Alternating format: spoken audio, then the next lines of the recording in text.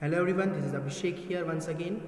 हमारा जो टॉपिक चल रहा है बायोमेडिकल वेस्ट का, उसका ये सेकंड वीडियो है जिसमें हम देखेंगे इसके risk groups, visitors to hospital, community और आने वाले जो भी पॉइंट हैं सारे हम समझेंगे बायोमेडिकल वेस्ट के बारे में। इसके प्रीवियस में हमने सारी बातें समझी थी कि कैसे जनरेट होता है, कि हाउ जनरेट होता है बायोमेडिकल वेस्ट और क्यों हमको उसको सेग्रीगेट करना चाहिए, डिकम्पोज करना चाहिए। इसलिए करना चाहिए क्योंकि इतने सारे जो हेल्थ केयर जो प्रोवाइडर्स होते हैं उस इन why should biomedical waste be segregated, treated and disposed. क्यों हमको बायोमेडिकल वेस्ट को सेग्रीगेट, ट्रीट और डिस्कम्पोज करना चाहिए, है ना, डिकम्पोज करना चाहिए।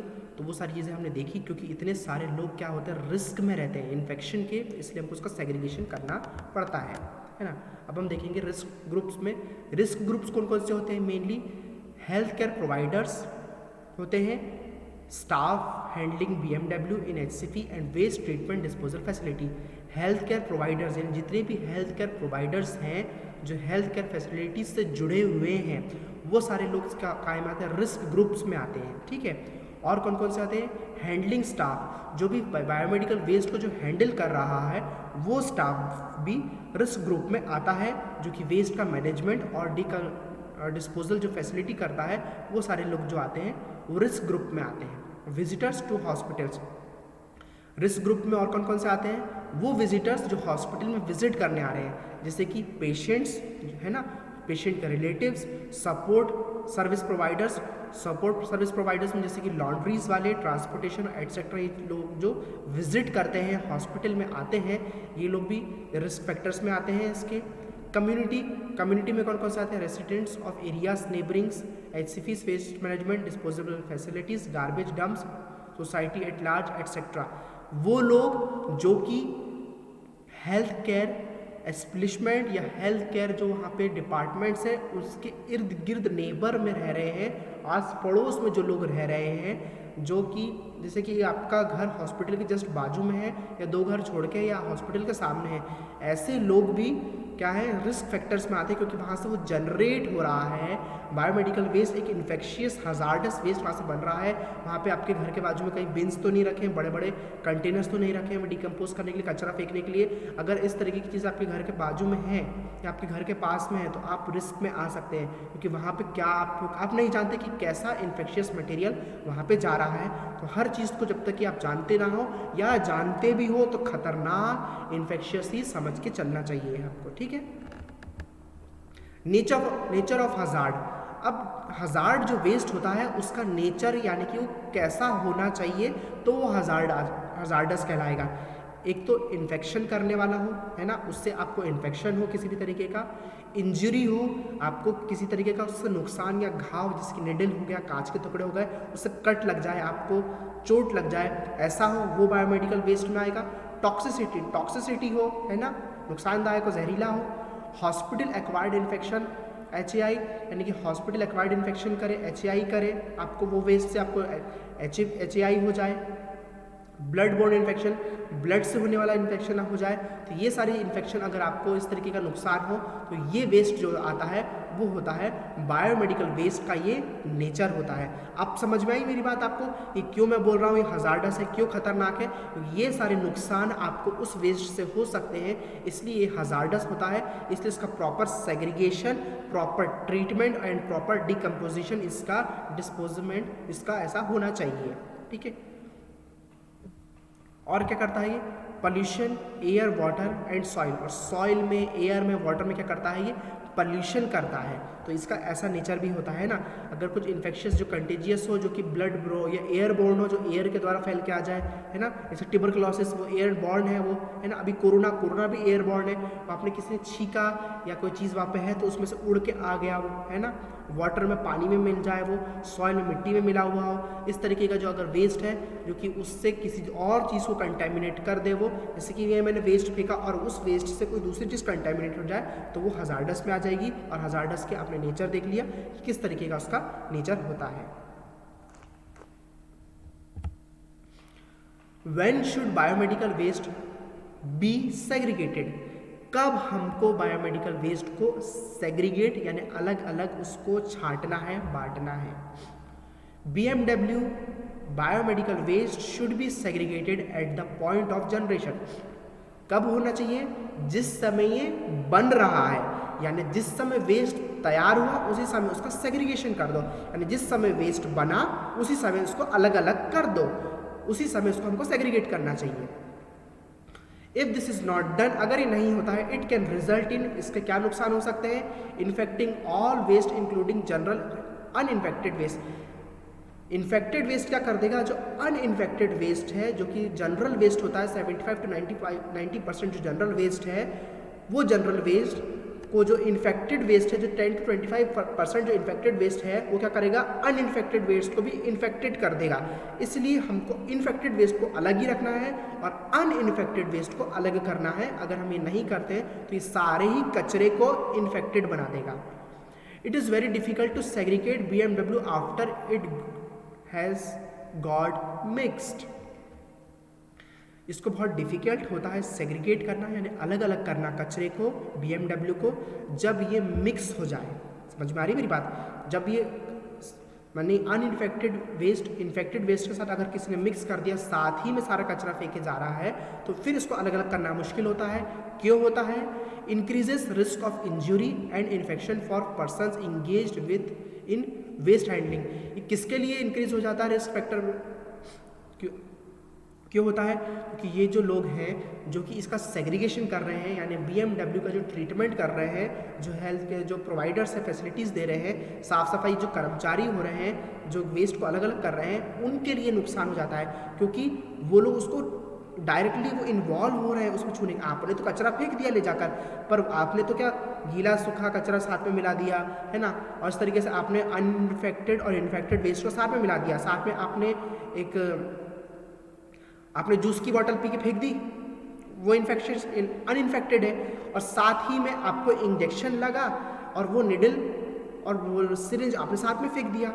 अब जो उठाएगा बेचारा, उसको तो निडल चुभ जाएगी ना, तो उसके लिए तो इंजरी करेगा। तो इसलिए क्या होता है, फिर उसको अलग अलग करना डिफ़िकल्ट हो जाता है, क्योंकि आपने निडल को कटर से काटा नहीं, उसको बर्नर से जलाया नहीं और साथ में फेंक दिया, है ना। हमारी नालायकी के कारण क्या होता है, दूसरे लोग नुकसान में आ जाते हैं। Who should segregate biomedical waste? Biomedical waste को किसको सेग्रीगेट करना चाहिए? तो वो कौन से लोग आते हैं जिनको ये ध्यान रखना चाहिए कि बायोमेडिकल वेस्ट अच्छे से सेग्रीगेट हो, और किनको ये करना चाहिए? Person generating the waste should segregated. एक तो वो लोग जो ये इसको बना रहे हैं, जो ये लोग वेस्ट कर रहे हैं, उनको इसको प्रॉपर सेग्रीगेशन करना चाहिए। वेस्ट सेग्रीगेशन एट सोर्स, और जहाँ पे सोर्स है, यानी जहाँ पे अलग अलग डब्बे अवेलेबल है, जहाँ कचरे के डब्बे अवेलेबल है, डस्टबिन्स अवेलेबल हैं, उनके कैटेगरीज के अकॉर्डिंग वहीं पे बना, वहीं पे फेंक दिया आपने, है ना, पर्टिकुलर बिन्स में डाल दिया। तो इस सब जहाँ बना तुरंत उसी समय उसी पर्सन को उसको सेग्रीगेट करना चाहिए। साथ में किन लोगों को उसको सेग्रीगेशन का ध्यान रखना चाहिए? सबसे पहले हेल्थ केयर प्रोवाइडर्स को, जो कि होते हैं doctors, nursing staff, paramedical staff, lab technician, ward boys, sanitary staff etcetera. ये सारे जो हेल्थ केयर प्रोवाइडर्स हैं, इन सबको ध्यान दे रखना चाहिए कि जब भी वेस्ट डाले किसी जगह पे तो प्रॉपर उनके बिन्स में डाला जाए। ठीक है, तो ये सारी चीज़ें हमारे ध्यान में होनी चाहिए, और उनके ध्यान में तो ज़्यादा होनी चाहिए जो मेडिकल स्टाफ है। कि जितने जो 6 पॉइंट बताए हैं ना, अगर आप मेडिकल स्टाफ है और आप मेरा वीडियो देख रहे हैं या आगे चल के मेडिकल स्टाफ बनने वाले हैं, अगर एज अ स्टूडेंट भी आप ये देख रहे हैं, तो आपका ये दायित्व है, it is your responsibility to segregate waste. आपकी रिस्पॉन्सिबिलिटी है कि आप अलग अलग तरीके से सेग्रीगेट करो, वेस्ट को अलग अलग तरीके से डालो। ऐसा नहीं कि एक ही डब्बे में डाल दिया जाए, यानी कि आप बहुत इर्रिस्पॉन्सिबल है। अगर आप मेडिकल फील्ड के बंदे हैं, आप सारी चीज़ों के बारे में जान रहे हैं और जानबूझ के कर रहे हो, तो फिर आप बहुत इर्रिस्पॉन्सिबल पर्सन हो। ठीक है, तो आपको ऐसा नहीं करना है फिर आगे चल के, क्योंकि ये क्या होता है, आने वाला जो इस पर्सन को, जो पर्सन है जिसको सेग्रीगेट करेगा, निकालेगा, उसके लिए आप इंजरी का माहौल बना रहे हो। तो आप ऐसा इर्रिस्पॉन्सिबल माहौल ना बनाएं। हमने क्या देखा, who should segregate biomedical waste, किसको सेग्रीगेट करना चाहिए, है ना। ये सेग्रीगेशन का काम उसका नहीं है, यानी पेशेंट का काम नहीं है। वहाँ पे तो पेशेंट थोड़ा ना उठ के जा जाके कचरा डालेगा, वहाँ पे तो जो बन रहा है, यानी कि जो बायोमेडिकल वेस्ट बन रहा है, वहाँ पे पेशेंट का काम नहीं डालना। पेशेंट के पास नीडल रखी हुई है, आपने लगा के छोड़ दिया, रैपर्स छोड़ दिया, तो पेशेंट थोड़ा उठा के डब्बे में डालेगा। ये तो वहाँ पे जो स्टाफ प्रेजेंट है उसको करना है ये, ठीक है। How should biomedical waste be segregated, treated and disposed? कैसे बायोमेडिकल वेस्ट को सेग्रीगेट करना है, ट्रीट करना है और डिस्पोज करना है ना। कैसे उसको डिस्पोज करना है, ट्रीट करना है और सेग्रीगेट करना है। Biomedical waste should be segregated into different categories to enable proper treatment and final disposal in accordance with biomedical waste management rules. जो बायोमेडिकल वेस्ट है उसको सेग्रीगेट करना है, उसकी कैटेगरी के अकॉर्डिंग प्रॉपर ट्रीटमेंट देते हुए, जो कि बायोमेडिकल वेस्ट मैनेजमेंट का जो रूल है, एक्ट जो है 2016 act and biomedical waste management amendment rules 2018 act के अकॉर्डिंग इसका सेग्रीगेशन करना है। ये जो एक्ट है 2016 और 2018, इन एक्ट्स के अकॉर्डिंग ही इसका हमको सेग्रीगेशन करना है। Given below are the different categories of biomedical waste most likely to be generated in public health care facilities। जो पब्लिक हेल्थ केयर फैसिलिटीज़ में जो जनरेट हो रहा है waste and their prescribed segregation, और उसका किस तरीके से सेग्रीगेशन बताया गया है कि भाई ये जो वेस्ट है इसको इस डब्बे में डाला जाए, इस वेस्ट को कैसे सेग्रीगेट करना है उसके आपको बताया गया है, जिस तरीके से उस तरीके से करा जाए, क्या ट्रीटमेंट दिया गया और क्या फाइनल डिस्पोजल मेथड दी गई है, उसके अकॉर्डिंग हम उसको उसका ट्रीटमेंट करना है। For any other type of biomedical waste not mentioned in the table below or any further classification on segregation, treatment and disposal refer to schedule number 1 of biomedical waste management rule 2016 and biomedical waste management amendment rules 2018। इसमें ऐसा कोई भी ऐसा waste का management नहीं है जो अभी मेंशन नहीं है 2016 और 2018 के रूल के अकॉर्डिंग। इसमें अभी ऐसा कोई भी टेबल नहीं है जो मेंशन नहीं है, सारी चीज़ें मेंशन है, तो इसके अकॉर्डिंग ही अब हमको नया रूल के अकॉर्डिंग इसका सारा सेग्रीगेशन करना है। तो अब मैं आपको बताने जा रहा हूँ सेग्रीगेशन की कैटेगरीज, कैसा ट्रीटमेंट होता है और कैसा इसका डिस्पोजल होता है फाइनल, वो सारी चीज़ों के बारे में हम इसमें अब डिस्कस करेंगे। वेस्ट कैटेगरीज, तो अब हम देखेंगे कि किस तरीके से हमको कौन सा वेस्ट टाइप ऑफ वेस्ट देखेंगे। टाइप ऑफ वेस्ट के बाद देखेंगे हम कौन से कलर कोड के बिन में हमको डालना चाहिए उस वेस्ट को। फिर उसका प्रिस्क्राइब्ड ट्रीटमेंट देखेंगे कि क्या ट्रीटमेंट देना है हम उसको, उसके वेस्ट को। और फाइनल डिस्पोजल देखेंगे हम उसको कि फाइनली इसको कैसे हमको डिस्कम्पोज करना है, वो सारी चीज़ें हम इसमें अब डिस्कस करेंगे। तो सबसे पहला है human anatomical waste. Human anatomical waste में क्या क्या आता है, ह्यूमन टिश्यूज़ आते हैं, ऑर्गन्स आते हैं, बॉडी पार्ट्स आते हैं, foetus below viability periods as per medical termination act of pregnancy act 1971 amended from time to time. ठीक है, तो इसमें हमको ये भी देखना है कि इसमें कोई फीटल तो नहीं है इसमें, क्योंकि टर्मिनेशन एक्ट अभी प्रेगनेंसी का जो हो गया है जिसपे भ्रूण हत्या जो इलीगल हो गई है अब, उसमें भी हमको चेक करना है कि ये कहीं भ्रूण हत्या तो नहीं हो रही है। ये सारी चीज़ें भी हमको उसमें चेक करना है, वेस्ट में तो नहीं जा रहा है ना। और ये बाकी के वेस्ट तो इसमें जाते हैं। तो ह्यूमन एनाटॉमिकल वेस्ट यानी कि इंसान के शरीर से जो भी वेस्ट निकल रहा है, बॉडी पार्ट्स, उसका टिश्यू, ऑर्गन, फ्लूइड जो भी निकल रहा है, वो ये सारे वेस्ट काय में जाएगा, वो जाएगा येलो कलर के डस्टबिन्स में। और येलो कलर में जो कौन सा येलो कलर का, yellow non chlorinated plastic bag और बिन। येलो का कौन सा, नॉन क्लोरिनेटेड प्लास्टिक बैग और बिन में जाएगा ये। प्रिस्क्राइब ट्रीटमेंट क्या है इसका, इंसिनरेशन। इंसिनरेशन यानी कि उसको पूरा आपको जला देना है ना। इंसिनरेटर रहता है एक ऐसा एक इक्विपमेंट रहता है, इक्विपमेंट एक पूरी मशीन रहती है बड़ी, है ना। उस मशीन में हमको डालना पड़ता है, उसमें आग जलती है और वो पूरा जो भी आपका मटेरियल है वेस्ट उसको जला देता है, उसको राख बना देता है, ऐश में कन्वर्ट कर देता है। और फिर वो जब हम उसको ट्रीटमेंट करने के बाद फाइनल डिस्पोजल क्या होता है उसका, ash disposal is in municipal landfill.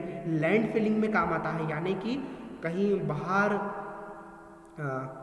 ऐसी जगहों पे जहाँ पे इंसान नहीं पहुँच रहा है, गड्ढों में, है ना, जहाँ पे गड्ढे बने हुए हैं गड्ढों में लैंड फिलिंग के काम आता है ना। इस तरीके का जो ये वेस्ट है वहाँ पे हम उसको दबा देते हैं ले जाकर बहुत दूर दराज वाले एरियाओं में। तो समझ में आई मेरी बात आपको कि सेग्रीगेशन में कैसे करेंगे। सेग्रीगेशन में जो भी ये एनाटॉमिकल जो भी वेस्ट है इसको सेग्रीगेट करने के लिए हम कौन से कलर में डालेंगे, कलर कोड येलो कलर के बिन में डालेंगे।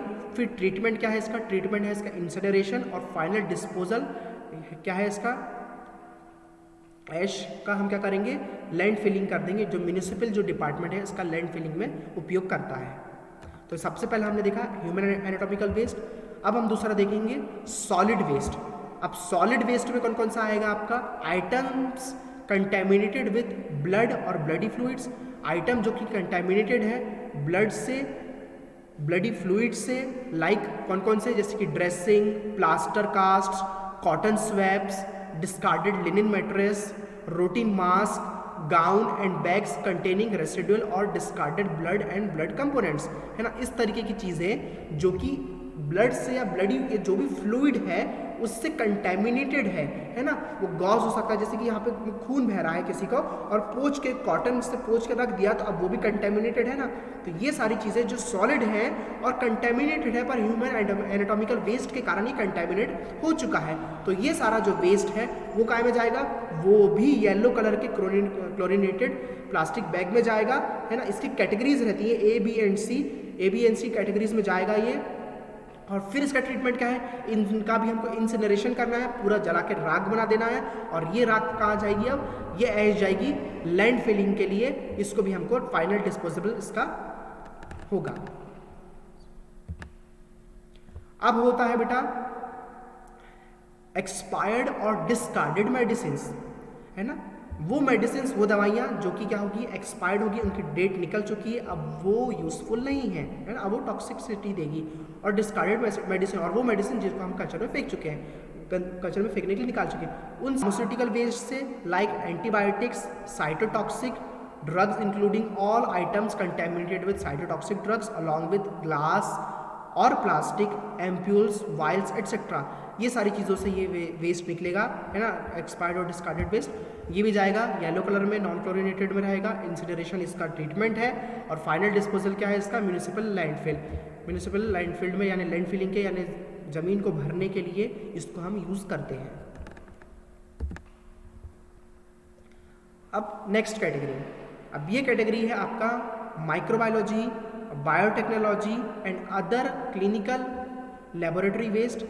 अब इसमें कौन कौन सा होगा, इसमें होगा आपका माइक्रोबायोलॉजी, बायोटेक्नोलॉजी और क्लिनिकल लेबोरेटरी वेस्ट में से कौन कौन सा वेस्ट निकलता है, उसमें से निकलता है आपका blood bags, laboratory cultures, stocks और स्पेसिमेंस निकलता है, माइक्रो ऑर्गेनिज्म जिसमें रहते हैं प्रेजेंट, लाइव और अटेन्यूएटेड वैक्सीन्स रहती हैं, ह्यूमन एंड एनिमल कल्चर्स रहते हैं used in research, industrial laboratories में production of biological residual toxins पे, dishes and devices used for cultures, और वो डिशेज और डिवाइसेस जो कि कल्चर के लिए यूज़ कर रहे हैं वो सारी चीज़ें इन डिपार्टमेंट्स में से निकलता है। इनको भी हमको क्या करना है,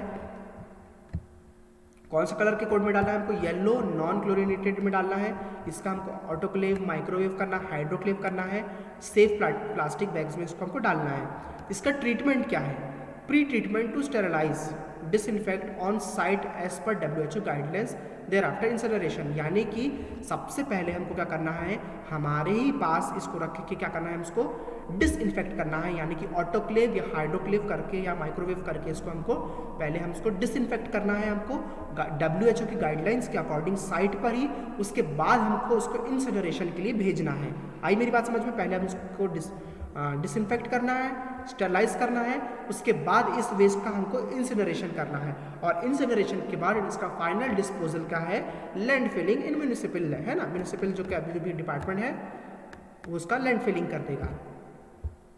नेक्स्ट कैटेगरी, अब नेक्स्ट कैटेगरी कौन सी है हमारी, contaminated recyclable waste. Contaminated recyclable waste का करना है, उसमें कौन कौन सा आता है, ऐसा वेस्ट जो कि कंटेमिनेटेड तो है पर रिसाइक्लेबल है।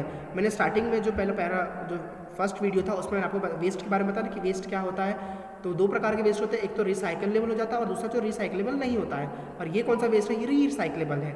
अब ये रिसाइकलेबल वेस्ट में कौन कौन से वेस्ट आते हैं, इसमें आता है आपका डिस्पोजेबल आइटम्स आते हैं अदर देन शार्प्स को छोड़कर, यानी कि शार्प ऐसे चीज़ें जो कि नुकीली चीज़ों को छोड़कर जो वेस्ट आता है वो डिस्पोजेबल में आएगा, जैसे कि लाइक ट्यूबिंग्स, जैसे प्लास्टिक की जो चीज़ें होती हैं, प्लास्टिक कैथेडर्स हो गई और IV सेट हो गया, बॉटल्स हो गई, सलाइन बॉटल्स हो गई, इंट्रावेनस सेट्स हो गए, कैथेटर्स हो गए, यूरिन बैग्स हो गया, सिरिंजेस हो गया विदाउट नीडल्स, है ना, नीडल के साथ नहीं, एंड फिक्स्ड नीडल सिरिंजेस, और जो फिक्स्ड नीडल सिरिंजेस और वैक्यूटेनर्स है उसको हमको with their cut and gloves, और हमको क्या करना है, जो फिक्स्ड जो जिसमें फिक्स्ड है सिरिंजेस निडल्स, ऐसे सिरिंजेस और वैक्यूटेनर्स जिसमें निडल फिक्स्ड, उसको हमको क्या करना है, निडल कटर से या बर्नर से जलाना है। उसके बाद हमको क्या करना है, इसको ग्लव्स पहनते हुए इसको हमको डिकम्पोज कर देना है सारा वेस्ट को, है ना। तो ये सारा जो वेस्ट है ये काय में आता है, रिसाइकलेबल वेस्ट है ना, निडल हटाकर, है ना, निडल तो हमने काट के निकाल दी, पर जो सिरिंज है वो सारा काय में आएगा, डिकम्पोजेबल में, रिसाइकलेबल में आएगा। इसका कलर कोड क्या है, इसका कलर कोड है रेड, ठीक है। अभी तक हमने क्या देखा था, येलो कलर में डाल रहे थे सारी चीज़ें हम, अब ये जो है इसको हमको डालना है रेड कलर में, क्योंकि क्या कौन सा है, रिसाइकलेबल है ना। रेड कलर का जो भी बैग या बिन प्रेजेंट है उसमें आप डाल सकते हो। इसका ट्रीटमेंट क्या है, स्टेरलाइजेशन फॉलोड बाय श्रेडिंग, है ना। स्टेरलाइजेशन करने के बाद इसका क्या करना है, श्रेडिंग कर देना है। श्रेडिंग यानी इसको टुकड़े कर देना है, टुकड़े कर देना है, इसका श्रेडिंग करना है। श्रेडिंग के बाद क्या करना है, फाइनल डिस्पोजेबल क्या है इसका, रजिस्टर्ड और ऑथराइज्ड रिसाइकलर, यानी जो भी ऐसी कंपनीज हैं जो कि रजिस्टर्ड है, ऑथोराइज्ड है रिसाइकलिंग के लिए, वैसी कंपनीज में हम उसको पहुंचवा देना है, तो इसका ये वापस रीयूज कर पाए, है ना, फिर से इसको रीयूज करके हमको दे पाए, क्योंकि प्लास्टिक तो कभी ख़राब होता ही नहीं है ना। अब प्लास्टिक ख़राब नहीं होता तो प्लास्टिक ज़मीन में जा जाके क्या कर रहा है, जो बारिश हो रही है बारिश के पानी को रोकता है, प्लास्टिक ऐसी लेयर बना दे रहा है आपके लैंड के अंदर, जिससे क्या हो रहा है, पानी ज़मीन में पहुंच नहीं पा रहा है, इसलिए क्या हो रहा है, पानी की कमी हो रही है। इसलिए जो हम बोरिंग करवाते हैं, गड्ढे खुदवाते हैं पानी निकलवाने के लिए, उसमें क्या हो रहा है, पानी नहीं मिलता है। आजकल पानी की क्या हो रहा है, कमी हो रही है। क्यों कमी हो रही है, क्योंकि ऊपर का पानी नीचे नहीं जा पा रहा है इन प्लास्टिक्स के कारण, क्योंकि ख़राब नहीं हो पाता है। इसलिए क्या कर रहे हैं, अब इन प्लास्टिक को हम फेंकने की जगह इसको रिसाइकिल करके उसी को वापस यूज़ करते जा रहे हैं, ताकि प्लास्टिक ज़्यादा ना हो, कचरे में ना जा जाए, लैंड फिलिंग में ना जाए, ठीक है। अब हमारा नेक्स्ट जो कैटेगरी है वेस्ट की वो कौन सी है, मेटेलिक और शार्प्स, है ना। वो वेस्ट जो कि मेटल हो, है ना, मेटल हो, धातु हो और शार्प हो यानी नुकीला हो। अब ऐसे वेस्ट क्या करना है, जो ये काय में आएगा, needles syringes with fixed needles from needle tip cutter और बर्नर स्काल्पेल और ब्लेड्स, इस तरीके की जो चीज़ें हैं वो काय में आएगी, शार्प और मेटेलिक वेस्ट में आएगा ये। इसका हमको किस जगह पे हमको सेग्रीगेट करना है, इसको सेग्रीगेशन के लिए हमको कलर कोड में डालना है, कौन से बेन में डालना है इसको, white translucent puncture proof leaked proof tamper proof containers, ऐसे कंटेनर जो कि ट्रांसपेरेंट हो यानी पारदर्शित हो, है ना, ऐसे, और पंचर प्रूफ यानी कि उसमें पंचर प्रूफ यानी फूट ना जाए, छेद ना हो जाए, और लीक प्रूफ हो जिसमें कुछ बह के ना निकले, है ना, टूटे ना, ऐसे कंटेनर्स में हमको उसको डालना है। ट्रीटमेंट क्या है इसका, ऑटोक्लेविंग फॉलोड बाय श्रेडिंग। सबसे पहले इसको हमको ऑटोक्लेव करना है, इसको स्टेरलाइज करना है, इसके बाद इसको टुकड़े कर देना है श्रेडर से, जो भी कंपनीज में श्रेडर होते हैं उसको टुकड़े करने के बाद इसका फाइनल डिस्पोजल क्या है, आयरन फाउंड्रीज और सैनिटरीज, लैंडफिल और डेजिग्नेटेड कंक्रीट वेस्ट शार्प पिट, है ना। या तो इसको हमको आयरन फाउंड्रीज में दे देना है, लैंड फिलिंग के लिए दे देना है ना, डेजिग्नेटेड जगह पे कंक्रीट वेस्ट जहाँ पे शार्प पिट है, यहाँ पे जगह है, गड्ढे बना के रखे हैं, यहाँ पे शार्प जो भी मटेरियल्स है उसको डालना है, ऐसी जगह पे हम उसको डिकम्पोज कर देना है। ये हमारा काम नहीं है, ये किनका काम है, जो BMW डिपार्टमेंट होता है उसका काम होता है। हमारा काम क्या है, सेग्रीगेशन करने का, ऑटोक्लेविंग करके दे देने का, और बाकी जो डिस्पोजेबल का काम होता है उनका होता है, ठीक है। नेक्स्ट है हमारा ग्लास वेस्ट ना, ग्लास वेस्ट, और उसके बाद एक और पॉइंट बचा है। इसके बाद हमारा जो ये कैटेगरीज कंप्लीट होकर हमारा फिर नेक्स्ट टॉपिक पे आएंगे हम। तो लास्ट क्या है हमारा, ग्लास वेस्ट। ग्लास वेस्ट में क्या होता है, इंटैक्ट एंड ब्रोकन, है ना, तिड़के हुए और टूटे हुए जो ग्लास वेस्ट है उसका क्या हमको यूज़ करना है, कौन कौन से होते हैं? Broken, discarded and contaminated glass including medicine vials, ampoules except those contaminated with cytotoxic waste. ऐसे एम्प्यूल्स को छोड़ के जो कि साइटोटॉक्सिक वेस्ट से इन्फेक्टेड हो उनको छोड़ के बाकी हमारा जो भी ग्लास वेस्ट जो कि टूट गया है, इन्फेक्टेड है, उसको हमको डिस्कार्ड करना है ना। इसको किस में डालना है कैटेगरी में? Blue puncture proof and leak proof boxes और कंटेनर्स में डालना है हमको। इसको ब्लू कैटेगरी वाले में डालना है इसको ग्लास वेस्ट को। इसका ट्रीटमेंट क्या है? डिसइंफेक्शन और स्टेरिलाइजेशन करना है, इसका इस तरीके से ट्रीट करना है। और फाइनल डिस्पोजल क्या है इसका? हमको इसको रिसाइकलर को दे देना है। मैंने आपको क्या बताया? ऐसा वेस्ट जो कि प्लास्टिक का हो, ग्लास का हो, इसको हम रिसाइकिल कर सकते हैं, इसलिए हमको इसको रिसाइकलर को दे देना है। क्योंकि कांच क्या है? कांच सड़ता नहीं, खराब नहीं होता, गलता नहीं है ना। तो इसको क्या करना है? हमको पिघला के वापस यूज़ करना है बस, है ना। इसको डिसइंफेक्ट करने के तो वापस हमारे पास ये आ जाता है यूज़ के लिए। तो इस तरीके से हम इसका रीयूज़ कर लेते हैं। लास्ट जो हमारा कैटेगरी में जो हमारा लास्ट जो है इसका ये होता है अब हमारा लिक्विड वेस्ट। लिक्विड वेस्ट का कोई कलर कोड नहीं है, कोई बिन नहीं है। इसको हमको क्या करना है? जो भी हमको एक कंटेनर में रख कर इसका प्री ट्रीटमेंट क्या है? विद डिसइंफेक्टेंट 1 to 2% हाइपोक्लोराइड का सोल्यूशन बनाना है।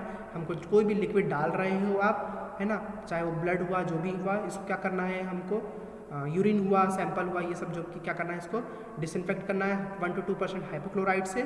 और फिर इसको क्या है करना है? डिस्चार्ज इन ड्रेन्स और ETPs में क्या करना है? इसको हमको छोड़ देना है ना। इसका ट्रीटमेंट होने के बाद, इसका पूरा डिसइंफेक्शन करने के बाद, है ना, डिकंटामिनेशन करने के बाद इसको क्या करना है? इसको हमको जो भी हमारा सीवेज है वहाँ पे इसको छोड़ देना है, वो जाकर मिल जाएगा उसमें, है ना। तो इस तरीके से हमने क्या देखा इस वीडियो में? पूरी कैटेगरीज़ के बारे में समझा कि क्या क्या कैटेगरीज़ होती हैं वेस्ट की और कैसे कैसे हमको उसको ट्रीटमेंट करना है। सारी कैटेगरीज़ के बारे में बेटा हमने इस वीडियोज़ में समझा है कि how should biomedical waste be segregated, treated and disposed. ये किस तरीके से हमको बायोमेडिकल वेस्ट को सेग्रीगेट करना है, अलग करना है, ट्रीट करना है एंड डिस्पोज करना है ना। तो किस तरीके से उसको डिस्पोज करना है, सारी चीज़ें हमने इस वीडियो में समझी। अब आने वाली वीडियो में मैं आपको और भी इसके जो रूल्स हैं और जो चीज़ें हैं बायोमेडिकल वेस्ट में आपको पता होनी चाहिए और आपको आंसर में लिखना है, सारी चीज़ें हम इसके अब आने वाली वीडियो में हम इसको डिस्कस करेंगे। थैंक